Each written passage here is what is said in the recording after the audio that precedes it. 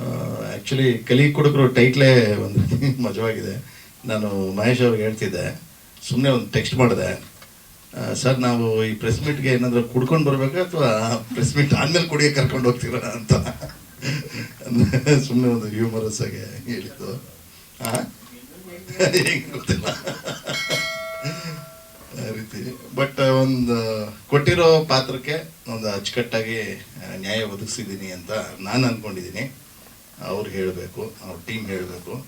ಆಮೇಲೆ ಹೊಸ ತಂಡಕ್ಕೆ ಯಾವತ್ತೂ ಕೂಡ ನಾವೊಂದು ಸಹಕಾರ ಮಾಡ್ತಾ ಇದ್ದೀನಿ. ಅಂದರೆ ಯಾಕಂದರೆ ಅವರೇನೋ ಒಂದು ಕನಸು ಕಟ್ಕೊಂಡಿರ್ತಾರೆ.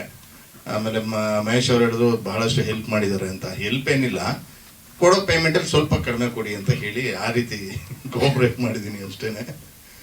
ಒಂದು ಉತ್ಸಾಹಿ ತಂಡ, ಎಲ್ಲ ಹೊಸಬ್ರೇನೆ.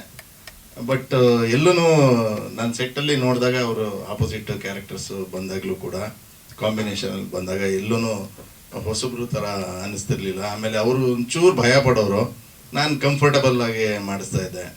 ಯಾಕಂದರೆ ಈಗ ಯಾರೇ ಒಬ್ಬರು ಈ ಸೀನಿಯರ್ ಆರ್ಟಿಸ್ಟು ಅಂತ ಇದ್ದಾಗ ಒಂದು ನರ್ವಸ್ನೆಸ್ ಇದ್ದೇ ಇರುತ್ತೆ. ಈಗ ನಾನು ಕೂಡ ಬೇರೆ ಇನ್ಯಾರು ಸೀನಿಯರ್ ಆರ್ಟಿಸ್ಟ್ ಹತ್ರ ಆ್ಯಕ್ಟ್ ಮಾಡುವಾಗ ನಾನು ನರ್ವಸ್ ಆಗ್ತೀನಿ.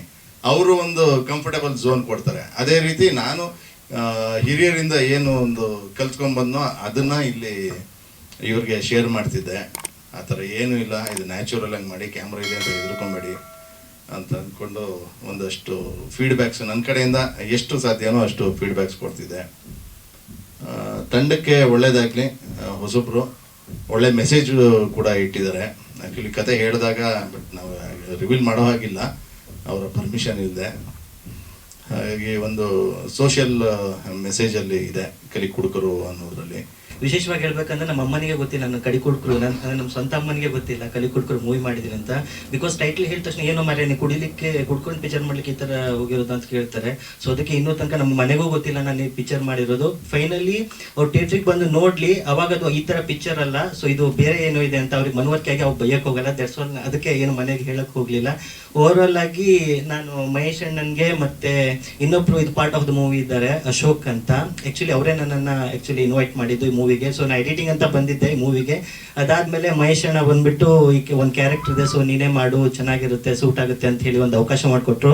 ಸೊ ಈ ಮೂವಿಗೆ ಅವಕಾಶ ಮಾಡಿಕೊಟ್ಟಂತಹ ಮಹೇಶ್ ಅಣ್ಣನ್ಗೆ ನಾನು ಧನ್ಯವಾದ ಅಂತ ಹೇಳಕ್ಕೆ ಇಷ್ಟಪಡ್ತೇನೆ.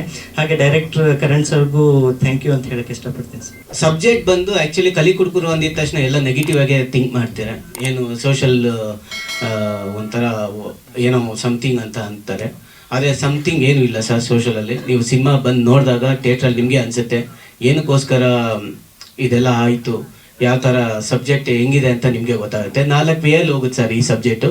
ಒಂದು ನಿರುದ್ಯೋಗಿ ಅಂತ ಹೋಗುತ್ತೆ, ಒಬ್ಬ ಗುಂಡಾಡಿ ಗುಂಡ, ಆ ಥರದ ಮೇಲೆ ಹೋಗೋದ್ರಿಂದ ಒಂದು ಸ್ವಲ್ಪ ಎಂಟರ್ಟೈನ್ಮೆಂಟ್ ಆಗಿ ಸಿನಿಮಾ ಮಾಡಿದ್ದೀವಿ ಸರ್. ಇನ್ನೊಂದು ಲಾಸ್ಟಲ್ಲಿ ಒಂದು ತುಂಬ ಮೆಸೇಜ್ ಕೊಟ್ಟಿದ್ದೀವಿ ಸರ್. ಸಿನಿಮಾ ಅನ್ನೋದಕ್ಕಿಂತ ಇನ್ನೊಂದು ಏನು ಹೊರಟಿದ್ದೀವಿ ಅಂದರೆ, ಈ ಸಿನಿಮಾದಲ್ಲಿ ಒಳ್ಳೆ ಸಬ್ಜೆಕ್ಟ್ ಇದೆ ಸರ್. ಆ್ಯಕ್ಚುಲಿ ಕುಡಿಯೋದ್ರಿಂದ ಏನೆಲ್ಲ ಆಗುತ್ತೆ ಪರಿಣಾಮ, ಯಾರೆಲ್ಲ ಕಳ್ಕೊತೀವಿ. ಇವಾಗ ನಾವು ಬುದ್ಧಿ ಹೇಳೋಕ್ಕೆ ನಾವೇನು ದೇವರಂತೂ ಅಲ್ಲ, ಸ್ವಾಮೀಜಿಗಳು ಅಲ್ಲ.